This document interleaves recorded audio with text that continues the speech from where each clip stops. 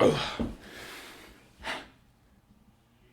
Gun's life is pretty damn good. Yo, what up everybody? It's Bass of the Anime Ramblin Boiz. Welcome to the second episode of Basic Impressions. Remember, if you want to keep following our content at ARB or the podcast, follow all of our social media coming down right here. Alright, and with that, on to the video. Fasten your seatbelts. It's going to be a bumpy night.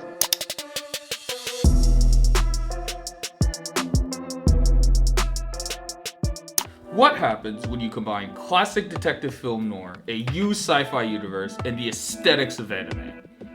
I didn't know either, and then I saw a man with a gun for a head, and I was like, you know what?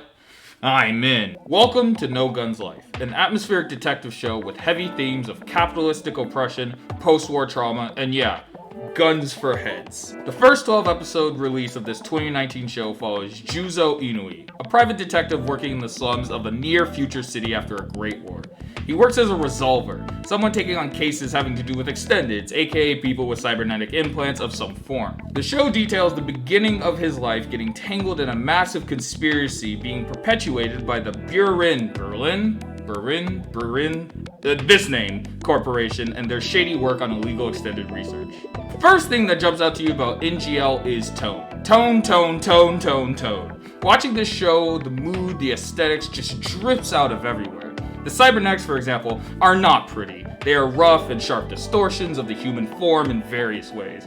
They are seemingly integrated, even haphazardly, with people looking like piecemeal products and for some actual living weapons. These Cybernetics also aren't always seamlessly integrated. Juzo, for example, has to smoke cigarettes in order to maintain his body. Another time we see a girl in incredible pain because her black market cybernetic parts are faulty and not working correctly.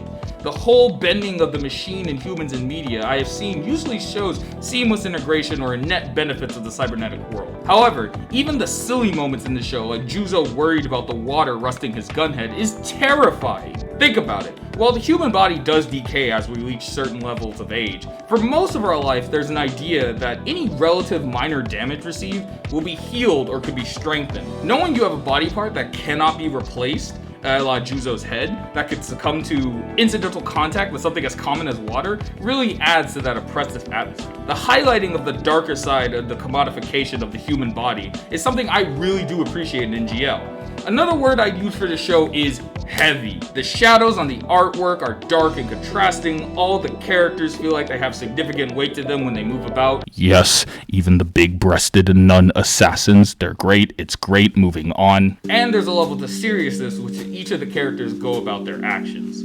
There are subtle mentions of a great war, and Juzo himself and later other characters are left with the outcomes of that damage. Juzo's obvious PTSD as a living weapon, the mystifications of the war leading to the growth of the B Corp, and other extendeds living with their literal scars, again just add to the great tone setting that this show has, and how we can see parallels in our current day. All this tone is great, but the characters really do bring the show home for me. Juzo's stereotypical hard-boiled, damaged detective aesthetic is played extremely straight. The classic helping people who are in need while maintaining some sort of emotional distance is something we've seen before in media plenty of times. However, as noted by many people before, having recognizable tropes is not bad. It doesn't get boring because these archetypes are just so fun bouncing off each other. His playful banter with his mechanic and best friend Mary, his building up and teaching of the young naive Tetsuro, the will they won't they flirtations with Olivier, and his antagonistic but cooperative work with Cronin. Also, Cronin just might be the coolest part of this whole show. Tetsuro, for example, tries to do the whole I'm gonna go out and change the world and save people found in many young protagonists of his ilk. And while he does have some clever applications and a noble goal, in this world he learns that actions have consequences. People die, people disappear, and the forces you are fighting against are much stronger than your localized personal conflict. You can't just go in with a will and a dream. While admittedly it's only the beginning, I'm really excited to see how the show handles fighting an actual monopolistic force with this ragtag group. While Juzo is strong and capable, he's also a thinking man. Yes, he does hit hard, but he maneuvers and gathers information from his adversaries as a detective should. Just taking a sidestep to talk about the character designs besides Gundad over here, I also really like how most of the color palette of this show is muted, except for the splashes of vibrant color we get on certain characters. Cronin's yellow eye, mega armed gold mask, and Olivier's striking, huge, pronounced, big blue lips. It gives each character a striking design that relays a bit of who they are.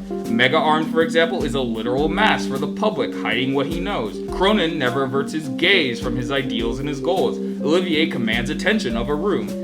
I just like seeing the unique individuals that pass through the screen, and how each of them have evolved to fit into the world that they now inhabit. Overall, these introductory 12 episodes set the stage and the themes of what could become an interesting dive into corporate greed, war trauma, and body commodification through the lens of classic film noir.